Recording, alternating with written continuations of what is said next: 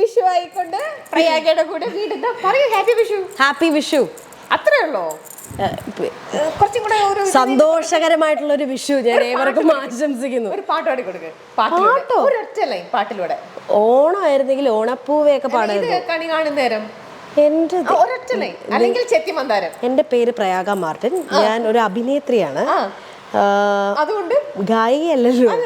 ഒരൊറ്റ ലൈൻ ഞാൻ പറഞ്ഞല്ലോ. ഇത്ര ഫ്ലാറ്റ് ആക്കിയിട്ട് ഒരു വിഷയൊക്കെ പറഞ്ഞു കൊടുക്കുന്നത് എങ്ങനെയാ? കുറച്ചും കൂടെ പ്രയാഗ. ഞങ്ങൾ Onam, Vishu, Christmas, new year എല്ലാ ആഘോഷത്തിലും ഒരു വർഷത്തിൽ എല്ലാ ആഘോഷത്തിലും ഞാൻ വരാം. അങ്ങനെ 2.5 വർഷം കഴിഞ്ഞത് 3ാമത്തെ കൊല്ലത്തെയാണ്.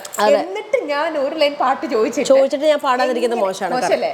കണി കാണും നേരം കമല നേത്രന്റെ നിറമേകും. അങ്ങനെ നമ്മള് ഇങ്ങനെയാണ് 50-50 ആയിട്ട് പാടണം. എന്റെ പാട്ടല്ല അവർക്ക് കേൾക്കേണ്ടത്. മഞ്ഞ എന്താണ് പിന്നെ കനക കിങ്ങിണി വളകൾ മോതിരം അണിയു കാണണം ഭഗവാനെ ഭഗവാനെ. ഇപ്പോഴാണ് ഞാൻ ഇപ്പം പേരൻസിന്റെ അടുത്ത് പോയി അവരുടെ വിഷു കൈ നീട്ടം വാങ്ങിച്ചു.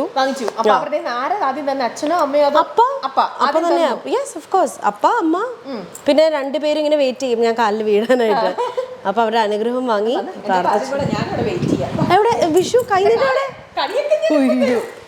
ചേച്ചി എന്താന്നറിയോ, ഞാൻ ഹീൽസ് ഇട്ട് ഒരു കാലിവിടെ വെച്ചേ.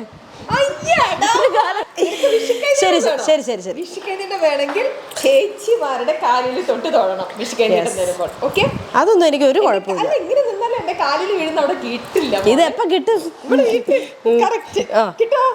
യെസ്. ഞാൻ ആതിരാ. ഞങ്ങളുടെ പ്രയാഗ കുട്ടിക്ക് ഞങ്ങളുടെ സ്പെഷ്യൽ ആയിട്ടുള്ള ഞങ്ങളുടെ ഒരു ഫാമിലി മെമ്പർ ആണ്. ഞങ്ങളുടെ എൻ്റെ ഒരു ക്യൂട്ട് സിസ്റ്റർ ആണ്. അപ്പൊ എന്റെ കുട്ടിക്ക് ഞാൻ വിഷുക്കൈനീട്ടം milestone. Thank you so much.